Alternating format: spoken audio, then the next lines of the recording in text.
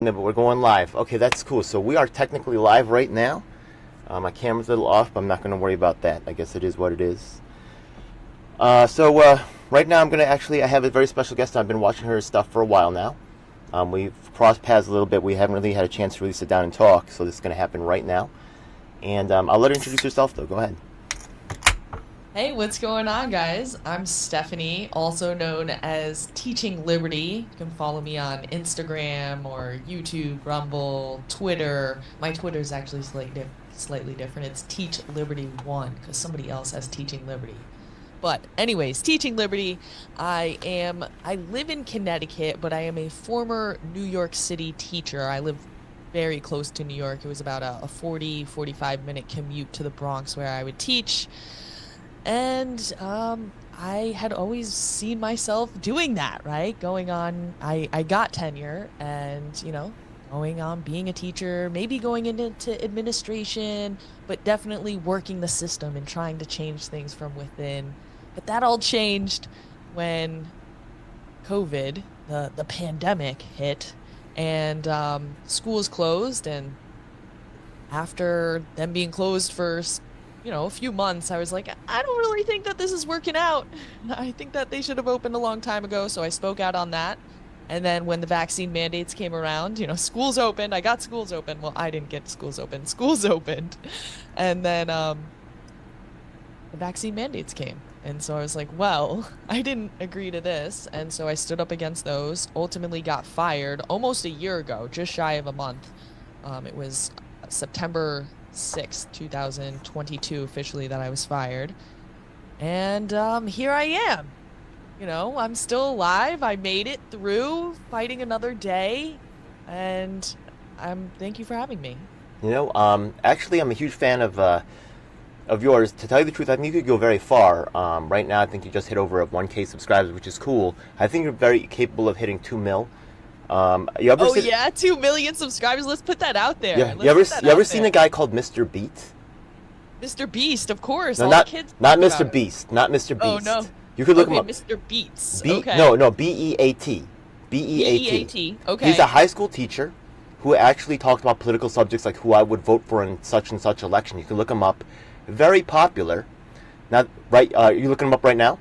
Go take a look. Yeah, Yeah. I was seeing Guy with I see glasses, him. right? Typically good looking, right? Yeah. You can see his numbers Yep. are very high. He does political stuff. Because of his presentation, it's what people are used to. They're used to a classroom style presentation. You're a teacher. I think that you are really, they're used to that format, and you're very, you can see like him, you appeal to a wide audience, I think. Yeah. So Okay. Well, I I'll think have you to check just, him out. I haven't heard of him but you see it before. now, right? You see his numbers are Yeah, very I high. see him. The Yeah. topics that he talks about, once again, it's very school like. He's actually a high school teacher, so I think that aligns very well with yourself. Okay. All right. Yeah, I'll definitely Yeah. have to check him out. I've been trying to, experiment a little bit with my production style. It's always a balance It's top between notch. Your stuff is top getting, notch. Yeah. I know, but it's like always that balance between, okay, I have to get content out. I want to be relevant, but also I want to make sure it's of a certain quality and that it's not just like chasing headlines or trying to get in on the culture wars. Like I really want to add value and help us, shift the culture, because I think that a lot of the things that are going on right now aren't necessarily representative of where we will be long term. I think we're stuck in a little bit of a rut right now, and that's for many reasons, which we can get into. But I Okay. do have faith long term in what we can do with this space and with this technology and with each other as we the people. So I have my own set of questions, but I do want to actually run you through something called the online activist interview, where I really get to learn and understand more about yourself, right, as an activist. So the thing is that first I want to ask you, I know you said earlier, I asked like how you kind of got started, and you said you kind of started with the whole COVID mandate thing. But even before the COVID mandates, weren't you like paying attention to like educational issues or something like that? It sounds like somehow you were Yeah, involved. Go ahead. so actually, Yeah. yeah, I started getting into the YouTube game summer of 2019. I had been basically exclusively watching YouTube or alternative content Right. for, 4 or 5 years, all throughout college.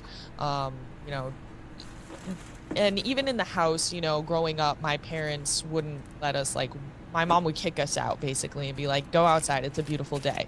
Right. Uh, so then I was like, I can do this. Like, I always talked about politics, very, into discussing current events and what's going on in the world naturally. And I was like, I can do it. And I feel like I have something to add to the conversation that isn't present, online. It might not be as popular and click-worthy and clickbaity, though I do try to, make some good titles and make some good thumbnails. Okay. So I just started doing it. And I was a teacher at the time, so I was definitely trying to work within a certain boundary as, a public figure, as, my kids can look me up online and stuff. And I do think that that's meaningful and that's important. Um, but now I'm fully unleashed, I feel like, and I can really speak my mind without having to worry about, like, oh, like, what is my coworker gonna send this video and complain to my principal as a student or a parent? Now, Uh, yeah, you go by teaching yeah, liberty. You go by teaching liberty. That's yeah. you may have some libertarian leanings. I think that it does suggest that. But the thing is that also, I think that you have some type of like, I think you call it like dissonant education or some type of disruptive education or something like that. So yeah, Yeah. that was Go what ahead. I first was. So back in the Okay. day when I first started, back in the day in 2019, when I first started my online presence as a teacher, I was class disruption. And Yeah. Yeah. There you go. Yeah. the Exactly. idea was twofold. It was, okay, I'm gonna say things that might not necessarily be popular to say, but I think a lot of people are thinking, but also I'm that student in class, right? We all have that disruptive student in class. So how can we as teachers handle those situations, and how can we make our class like a more, inclusive space, if you will? How Okay. and I felt like I was generally pretty good at figuring out how to engage those students and without having to kick them out, right? Like there were certainly times when I told kids that they needed to go, fix themselves before and then like re-enter the space. Okay. We're talking like 15-year-old kids, 16-year-old kids. Like I'm not I'm not telling like a little elementary school kid to go fix themselves. But I'm just to talking. jump into something quick, aren't you kind of Yeah. like a disruptive force in yourself in a way? Like you're Yeah, teaching. no, Yeah. that's what Okay. that's what the point was, is Yeah, that that's kind of cool. Okay. I could Yeah. feel the pressure coming down on education, right? This was Right. 2016 is when I entered into the classroom. I had been in school before that, and I had been a tutor for about 6 years teaching phonics and reading. So I had been in the space, but I could feel the culture really pressing down, and I wanted to put myself in a position to be able to speak on issues from a heterodox standpoint. Yeah. But I was at that time just trying to mostly just like build up myself. I was making safe content, you could say. Again, Yeah. I had a job to keep, Right. though I did get in trouble on social media plenty throughout the Years. Yeah. online education for things I was saying on Twitter. So Right. I really appreciate your work though. So the thing is that and I think that just comes from an Asian American perspective, right? I think that I can really provide a interesting subset, right? When you look at the Chinese, right? I'm actually Korean American, but when you look at Chinese understanding of philosophy, you only have Confucius and Zen. Either cope with the system, or which is like Zen, right? Or obey the system. And the thing is that over 5,000 years of education, which they loved education, they did not focus. There was a lot of book burning and censorship and disruptive, right? Philosophies did exist, but their existence was erased or has been suppressed to this very day. So you're actually, I do just as a warning from Asian Americans, right? You need to have this type of education system to make sure that there's a balance and to make sure that balance is not disrupted. right. So I Yeah, really appreciate sometimes that. we can Yeah. look over at the Eastern viewpoint, I think, and we can, as Westerners, we will idealize it, right? It's a warning story, though. It's a warning Right, story, right? Do you want to only be Confucius or Zen? Is that what you want your right. philosophies to be?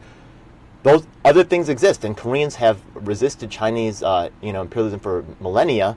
They Mm, don't talk about it now, but it's real. Vietnamese Interesting. I too. like that. Yeah, Interesting. I've never, you obviously Korean perspective, that's what you bring. Whereas like I'm here in America, I don't often think about we're Korea also except when disruptive I want to make education. some, Yeah. point about like North and South communism versus capitalism.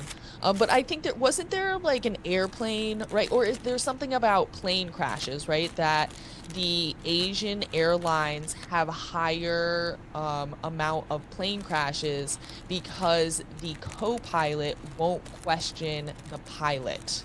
Yeah. Um, Whereas, like in more Western trained pilots, there is this culture of questioning where the co-pilot will say, "Hey, pilot, this is an issue," or they'll step in. So I can't remember exactly what the statistic was, but I'm pretty sure it was something Yeah. along those lines. I could see that happening. So there are some, lessons to learn for better and for worse on both sides, and it's best that I just want Right, to throw because we that in there. Yeah. certainly, we certainly, I think, can go too far in like sort of not having that community unifying feeling. I think that's our problem right now in the United States, right? Is that we're actually having an argument about some of like the basic foundational things that we believe in, right? And Okay. so, but what we're missing, I feel like, is some of that spirituality because we've disconnected religion and politics, right? Separation of church and state. But we need that spirituality, otherwise it just gets filled with pure ideology. Are And you are you religious yourself? so yeah, I would consider myself a religious person. That's cool.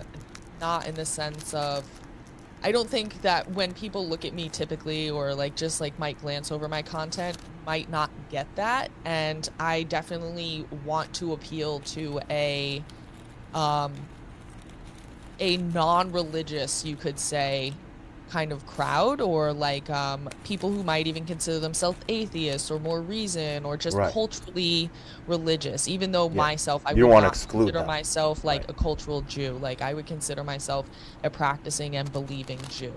Oh, interesting. Okay, cool. Oh, yeah, I did want to ask okay, so you're Jewish. Okay, cool. Good to know. By the way, just so you know, I know that there's Jewish that are, split into some larger factions, like, Orthodox Oh yeah. versus modern versus, Hasidic.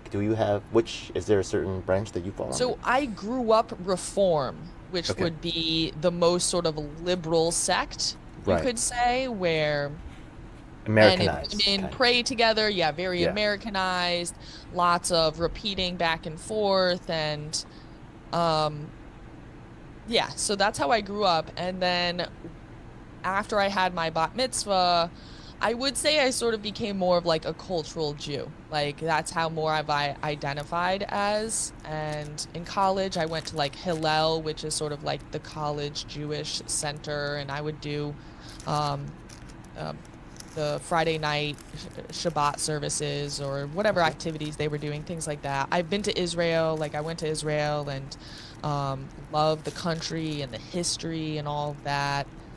And Well, then during COVID, I always believed in God and in the Bible just in a weird, sort of way that I wasn't sure why or how, but I knew there was something there. I was like, I want to name my son a name from the Bible. So that's how I picked my son's name as I was started reading the Bible and the cool. story of when you're right, the Jews, they leave Egypt, they're wandering the desert, and then they finally come to the land of milk and honey.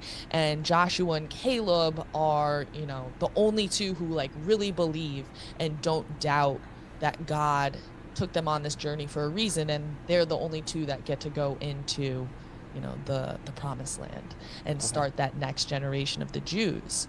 And Caleb is actually not like he's like somebody who was just brought into the group because it wasn't just like pure-blooded Jews, you can say, right? Like all throughout Jewish history, there's always like the stranger where they're always like linking up and creating new forms and sects, and that's Caleb, and he gets to go into the promised land, and so that's why I named my son that.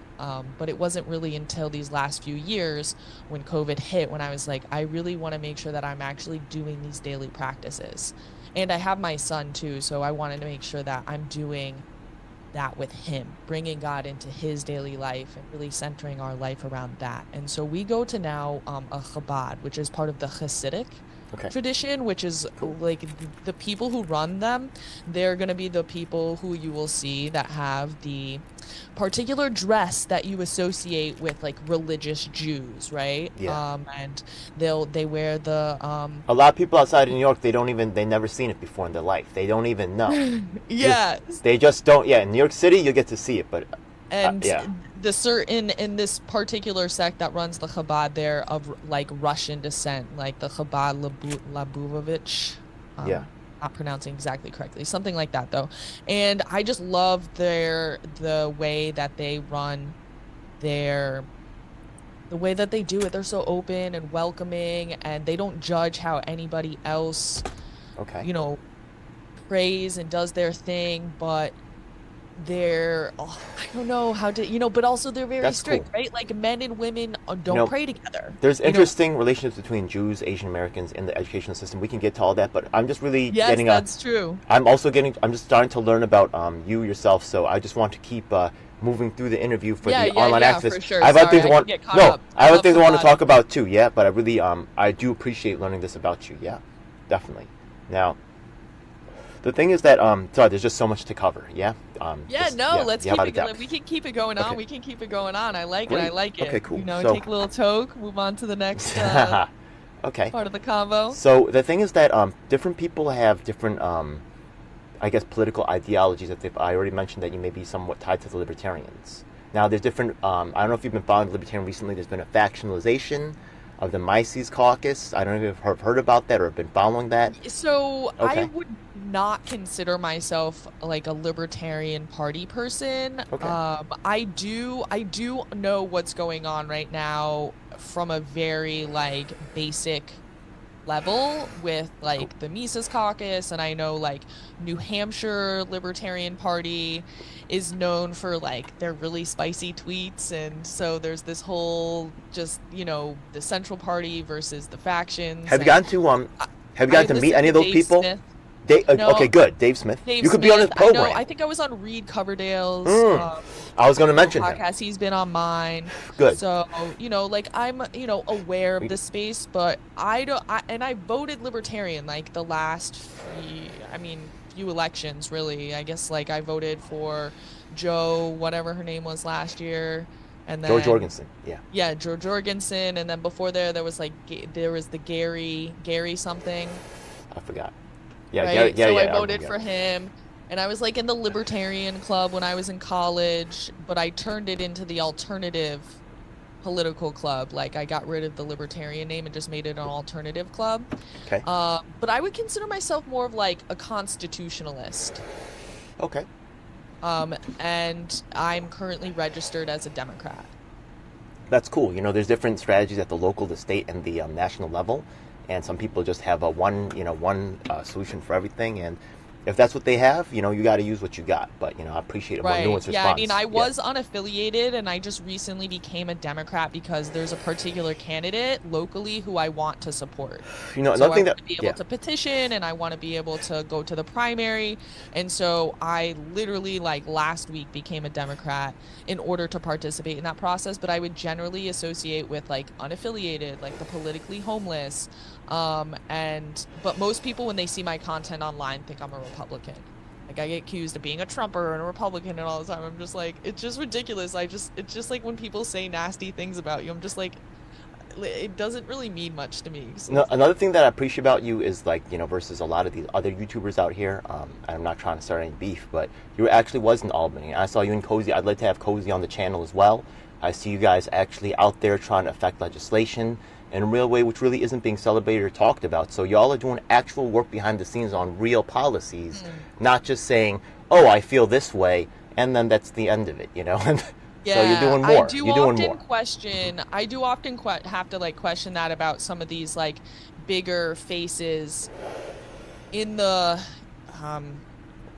alternative media space or the liberty space, or even the like people like Daily Wire or whatever, or Charlie Kirk, and some of these big names that try to hold on, my son. What's up, buddy? This is my son. Yeah, Say what's up, man. I'm on live right now.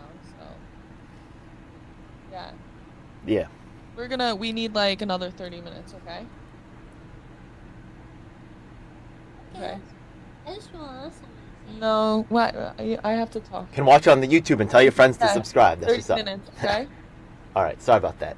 Oh No, my no, I'm goodness. sorry. Okay. So now try to pick it up then. Yeah, because I do have other things. Yeah. Yes, so we were talking about political parties, Yeah. So right? I'm learning your political ideology, right? So what's different about your libertarianism or you're more independent. So okay. Yeah, So some people subscribe to like socialism or capitalism, or other people might say they're outside of that framework, right? Some people are more right. ecology based. Do you have any particular thing that guides your political thought? Yeah, I mean, I definitely think like natural law. I prefer free market, though I think technically capitalism and free market are synonyms. But capitalism has all sorts of like, connotations that I don't think are as great for messaging. So I'm definitely like a free market, natural law kind of person. Like I said, I like the Constitution, and I prefer rather than left right because I don't think that it It's cool. has a Don't worry lot about it. of It's cool. Yeah. meaning in terms of it yeah, like they can say they're left or they're right, but when you look at their policies, it doesn't really add up, right? Yeah. The people on the right can say they're for small government, but their hero, Ronald Reagan, grew the government as much as Yeah. anybody, if not more, so the things don't add up. I like to think about things on the scale from how much government force do you want to use to like how little government force Sure. do you want to use to be able to achieve whatever it is, whether it is a social or an economic policy. And I generally fall on the as little as possible force from the government Okay. Um. to achieve your Sure. social, political, economic goals. Now you may have. So I do Right. think I'm not an anarcho-capitalist, which I know that a lot of people like in the Mises Caucus, I believe, or like the New Hampshire Libertarians would consider themselves more like anarcho-capitalists. But no, I believe in like a constitutional sort of like government type of way, not a pure market. Okay. Now, is there anybody that you feel is like influential to your thought? Maybe along the pathway you've maybe so, maybe no. Yeah. Yeah, no, there are definitely people along the way who have been influential. I mean, if Ron Paul, like even though he's like the father of the libertarian movement, I'm like saying I'm not necessarily libertarian.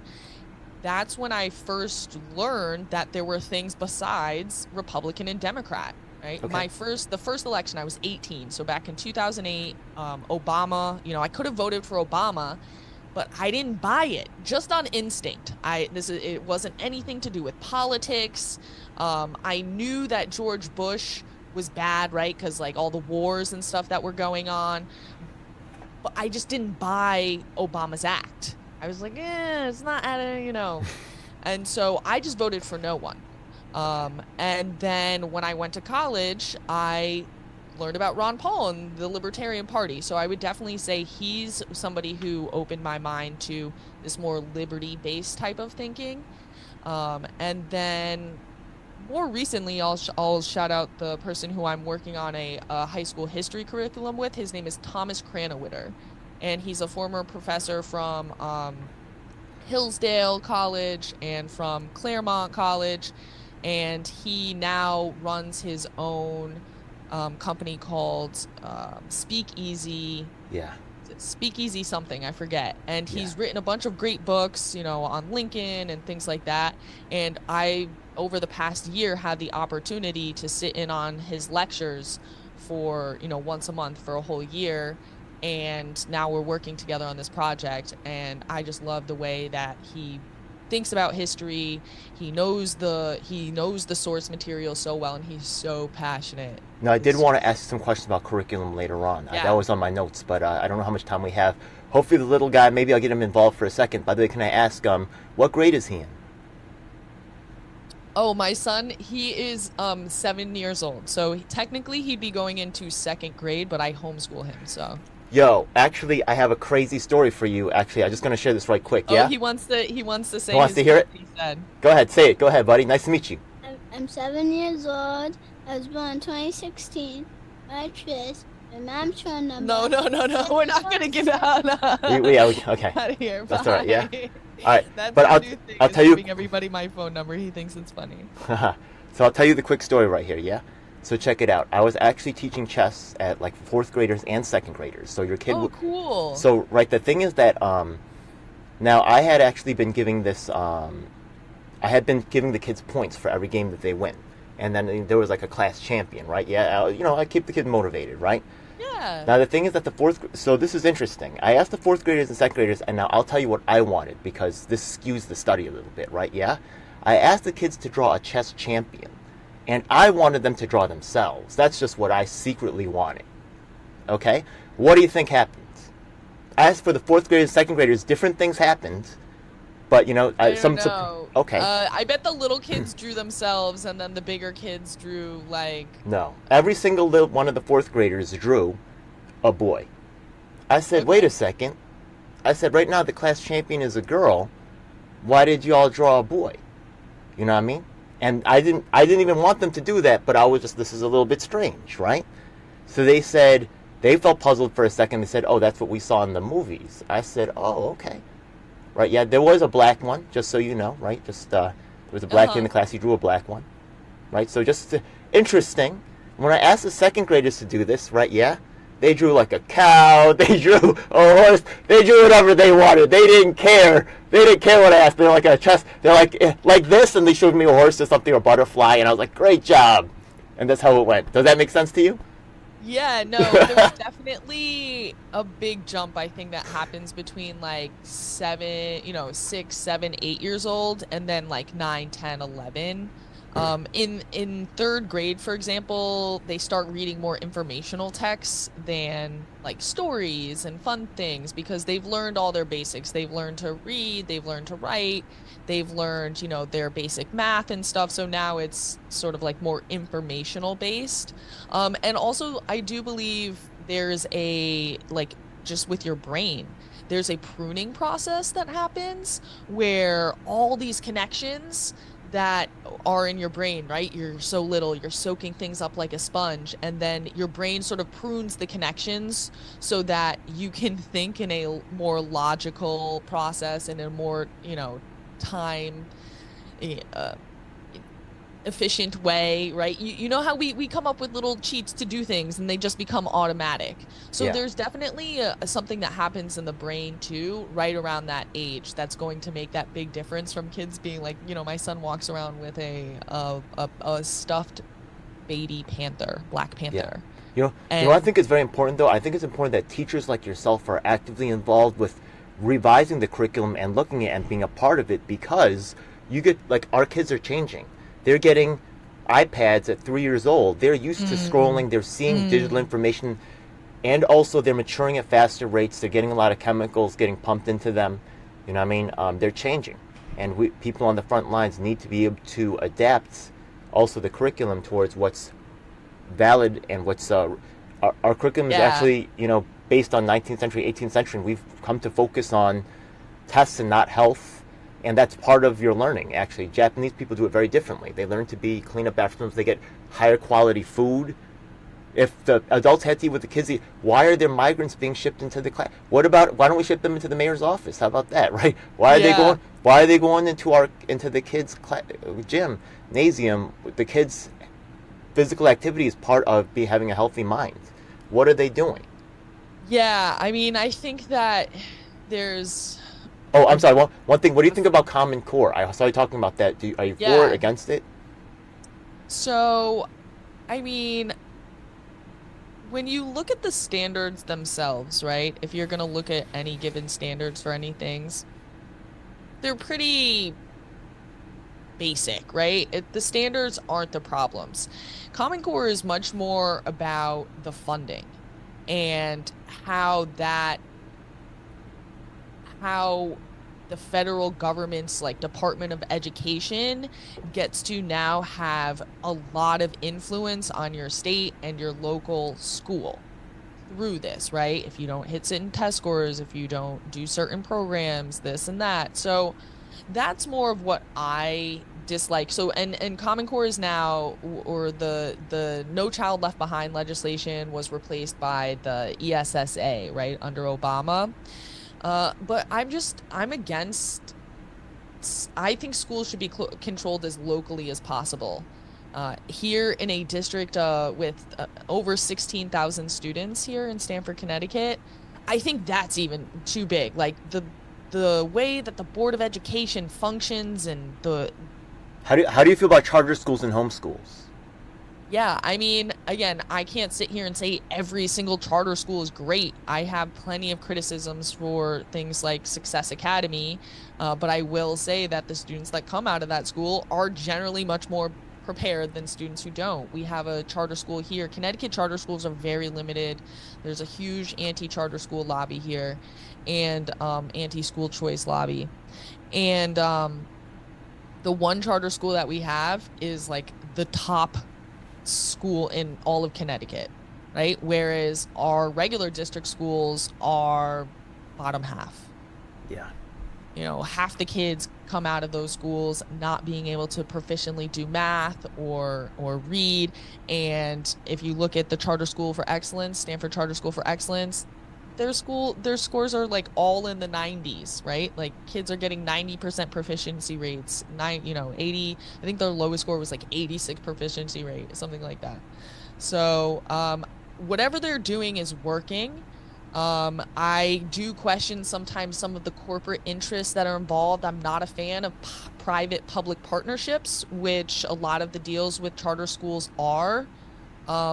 I prefer like talking about school choice more generally and I just think that parents should have more options. I think that the funding mechanism should not be so complicated.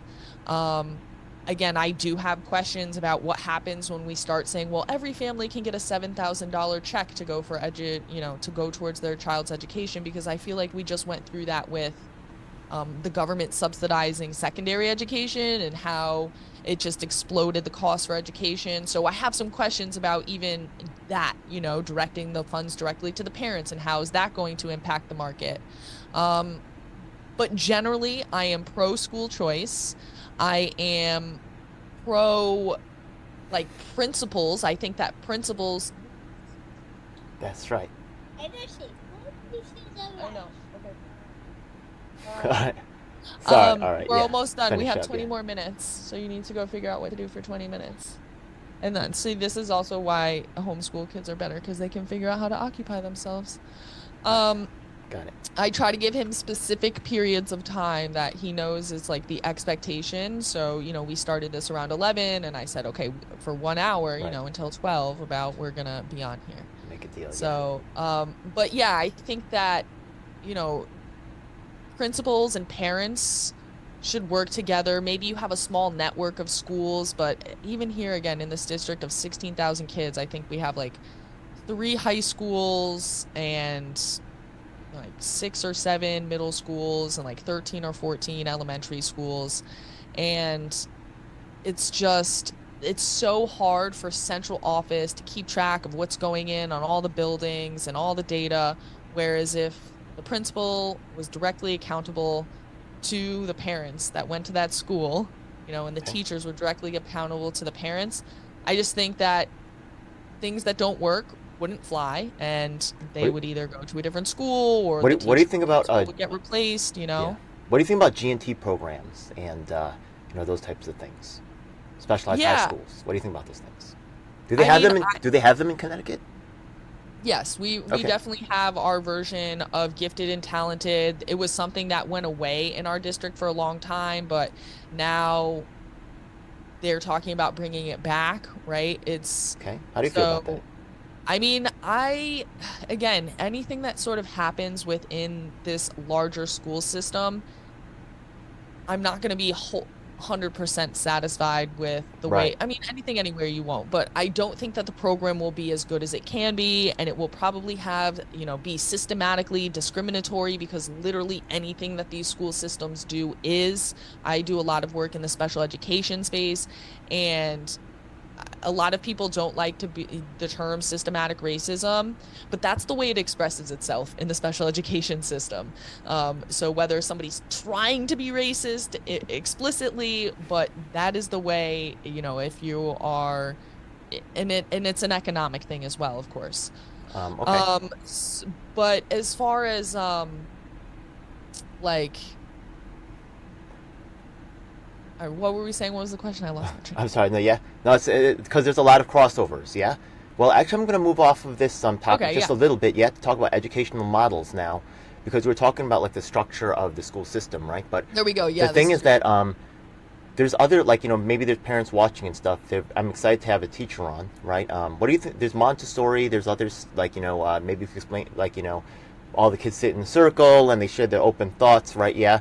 Then you have more structured classroom setting styles, and there may be different approaches for different materials may be better attended to by this subject. But do you have any particular maybe there's education models people don't know about? You're been working in the field. Share some Yeah. of this, maybe the parents, right? They could look this up and institute this stuff. Go ahead. So, I mean, I don't know if there's like a title for any one model, I would say. Of course, we hear Montessori all the time, or we hear unschooling all the time, but I don't even know how accurate those labels are because there's so much variation within the fields. The thing that I think is very important and what ends up happening in these large schools that doesn't happen when you have a more organic situation like we're developing here with our little small school where we have a homeschooling community, is there has to be all of these like official structures that are put in place, and a lot of time and energy go into things that aren't actually teaching the students and aren't actually individualizing it for the students. A lot of time is wasted coming and going and lining up and doing this and doing that. And then also the kids have to sit there and this is particularly for elementary school, but it really even at the older ages as well, is like there's just a lot of time sitting in one place. And so I mean I am a fan of a very hybrid model. So like I believe that kids should be able to sit there for a period of time that's going to depend on their age, right? My son, he's 7 years old, so I expect him to sit and be able to do work solid, focused for about 10 to 15 minutes, right? If they're younger, you would scale that down a little bit, and then as they get older, they should really be able to work, in high school for a solid hour, hour What and a would be half. fun actually? Stretch exercises. He could learn to do splits. He could maybe and show him some fun videos of people doing breakdancing. Well, yeah, well, that's He what I'm seems like he saying would is- love that. Yeah, he got that energy. So that's what I'm saying. So like, I mix in that like, listen, you're gonna sit here and you're gonna do this math worksheet. You're gonna sit here and you're gonna do this reading worksheet with like, okay, now it is, we are doing pull-ups. And that's something that we do actually sometimes in between his math things. Like he can do a Cool. math problem and then go do 3 pull-ups. Do a math problem, go do 3 pull-ups. That's right. And that's something you can't that doesn't scale. That doesn't scale beyond maybe 2 or 3 kids. I was just reading a tweet online from there's a principal out in the UK, Miss Stuffy or Duffy or something like that. I forget her name.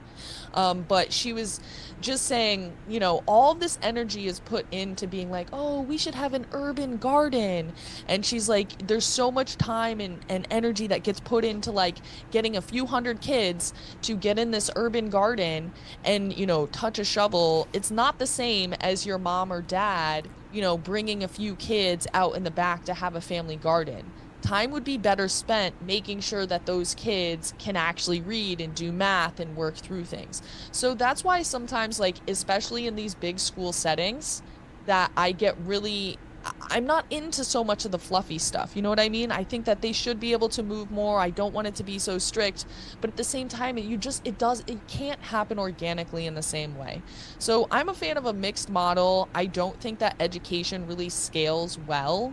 I think that you should have small class sizes with, a decent student to teacher ratio that, again, like the younger kids, maybe 8 or 10 to a class with 2 teachers, and then as they get older, you can increase the class size. And give them more independent learning opportunities and things like that. But I just think the biggest thing is that education doesn't scale. 2,000-3,000 student high schools.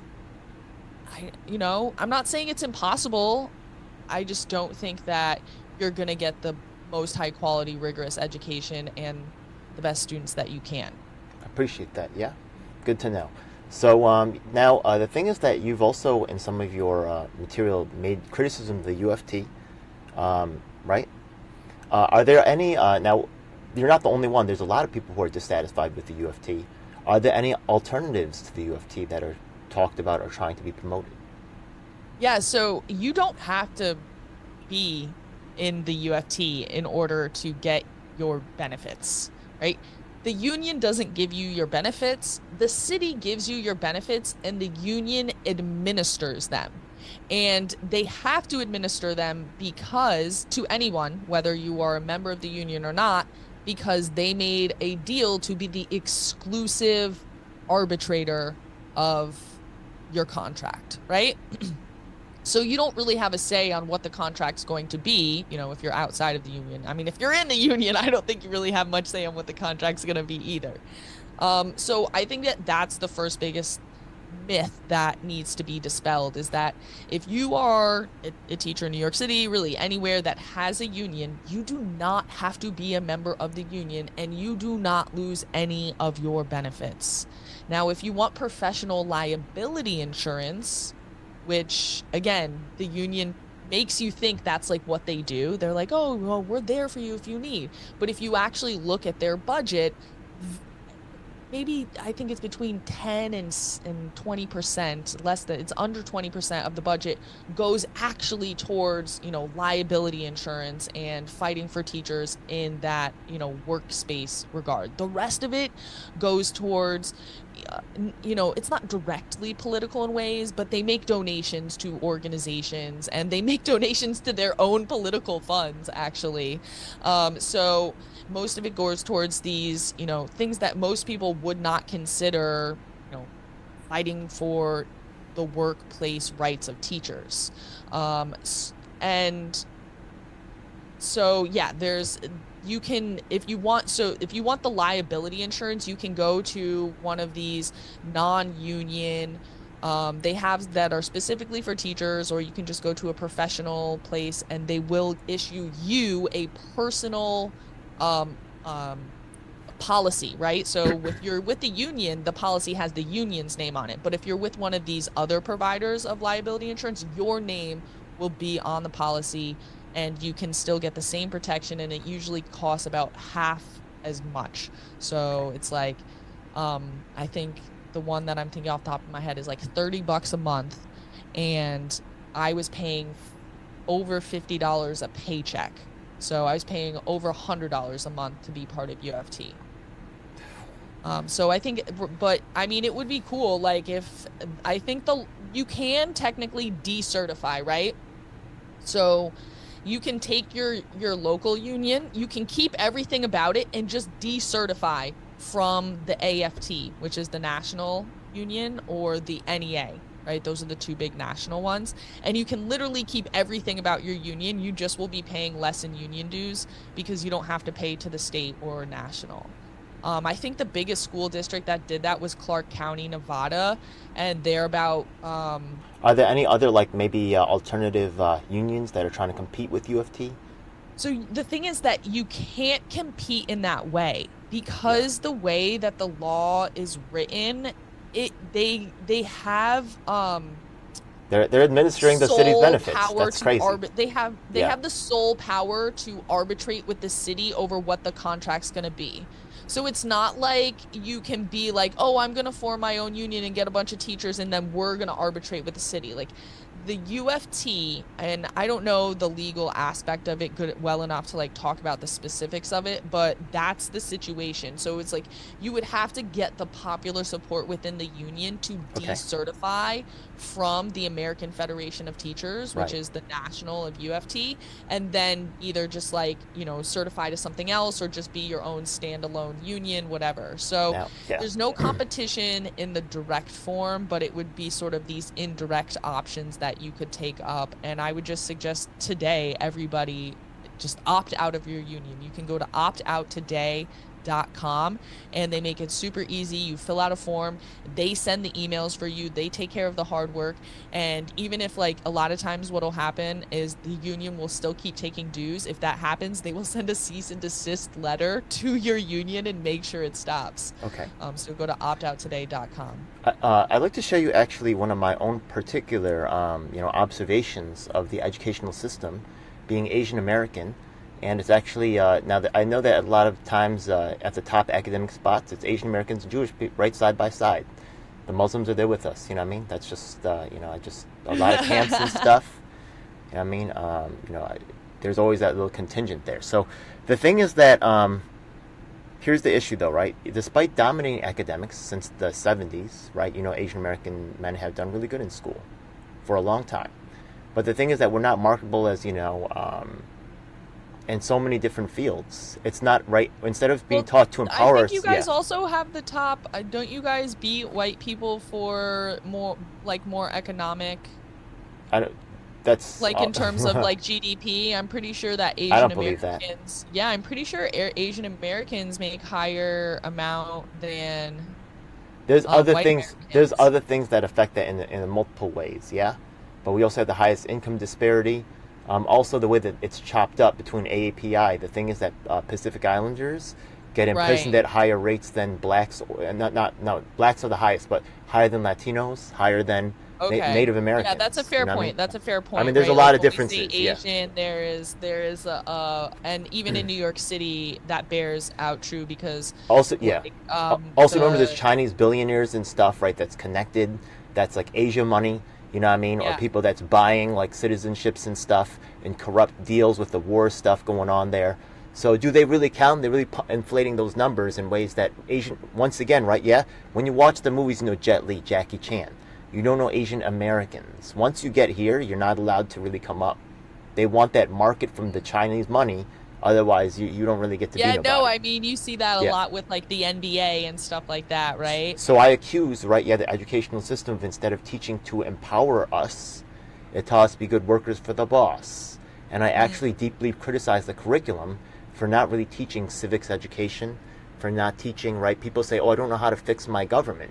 Isn't that what schools should teach you, actually, to empower yourself and how to do stuff? They know what, how to draw a line, y equals mx plus b. What are you doing with that for real? Like, are you building this right here? Because I could build this right here. Are you building that? What are you doing? You're sitting around in class all day, right? It's a glorified daycare. So to feed an industrial it's sort system, of like it in the Yeah. NFL. Wasn't there that whole thing in the NFL about how like most quarterbacks were white, right? Quarterbacks were like disproportionately white. Yeah, and, like, some of versus, that, like, yeah. The other players. So I get what you mean. Like it's still like okay, they're great workhorses. Like they make the run on the field, but the quarterback is like the one who gets all the glory. so my challenge is what good is education? So what? Yeah, I mean, well, I think education matters. I Does think it? that no, for sure, Fooling education me. matters. Okay. I think education matters. I mean, I think that there's multiple things that are going on here. I mean, we're in the West, right? Like, we're in the West. I bet, like, when you go to China as a white person, I bet you that there's a certain way that Chinese people look at white people, like, you know, That's when true, you go yeah. to any other country. Yeah. So I think there's just some of that. Like, this is the West, right? This is like, even though white people in the context of the whole world are the minority in this country, at least for now, you know, we're still a majority. It's still a Western culture. And we have our own, you know, internal biases, I think. I like your about I like your a lot of independent these thought. things. I like how you're teaching a lot of subjects that a lot of other curriculums aren't. You said you're working on a curriculum right now. Yeah. I think this is very important because myself, right, I feel very personal about this issue, like I just told you. What is this new curriculum about? What can you tell me about being a teacher yourself? I'm very excited about this. What's the difference between this curriculum and the curriculum that's out there? So it's called The Good, the Bad, and the Ugly. Okay. And it really is about trying to address the notion that I think is a real criticism that you can say of people more on the left, on the woke side, of like a whitewashed history, right? Okay. And then on the other side, though, addressing, that these are great ideas, these are exceptional ideas, right? So really trying to strike a balance between this larger ideological battle that's going on right now. But it's again, very based in the source documents. So right now I'm working on the unit on the Constitution. And I mean, I don't know, how much time did you spend on the Constitution in high school? I don't know, not that much. Right, you read it. I think Yeah. maybe in elementary school you might like memorize the preamble or something like that. But we do a whole unit where you read the whole thing and then you go back through it, article, section by section, clause by clause, and really talk about it and dissect it.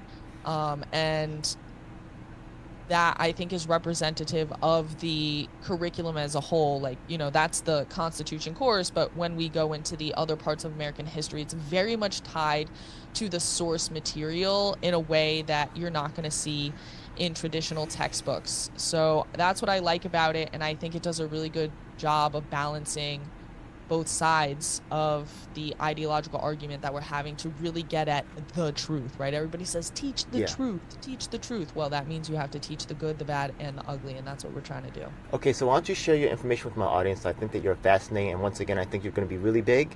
Once Mr. Beat is is a teacher right now, you're a teacher. I think that you have a setup that really speaks. I see the way that you present your material. Watch Mr. Beat too, yeah. I will, yeah. Yeah. I have it pulled up here. I'm definitely going to be going Very through a bunch of successful. my Yeah, stuff. I think that you immediately, and when you do, don't forget me when you wrap it up. Of course not. You're on of your course way not. up. I gotta have You're you on your on. way I up. gotta have you on for Yeah. to co-host one of my Saturday night shows. Either My way, schedule yeah. for the next month is a little hectic just because, in the middle of the summer we're going camping a bunch and stuff over the next month. Yeah. But yeah, let's definitely make that happen. And so, I'm here on YouTube. Definitely make sure you check out my channel, Teaching Liberty. I'm trying to be consistent with my live show every Saturday night, and I added a live show on Wednesday with another mom called Two Moms Talk. And then I'm trying to get out like a good video where I really put thought into it and, make an argument based on history. I have some books right here. I've been doing some research, like pretty heavy research. Like I really try to put time and thought and energy into them, write a script out. So, once every couple weeks. And My co-host Lisa I would also has a say- son. He's a little older, but I did see him grow up. Like I did see him like younger, like your son, because Yeah. we know each other for years. And also, she actually just came out with something called Hyperion Academics. So that should be. So she's also in the Okay. educational thing too. So it's cool to Yeah. actually have some discussion. Yeah, I really appreciate you having Yeah. you on. Once again, I do think appreciate you, man. I think Thank you're a you. superstar in the making. Yeah. So Teaching Liberty, definitely check her out. Thank you so for much being on. And Much we'll, love, we'll much be doing love. stuff Thank you soon. so much. All right. God bless. All right. So let me just hit stop the stream.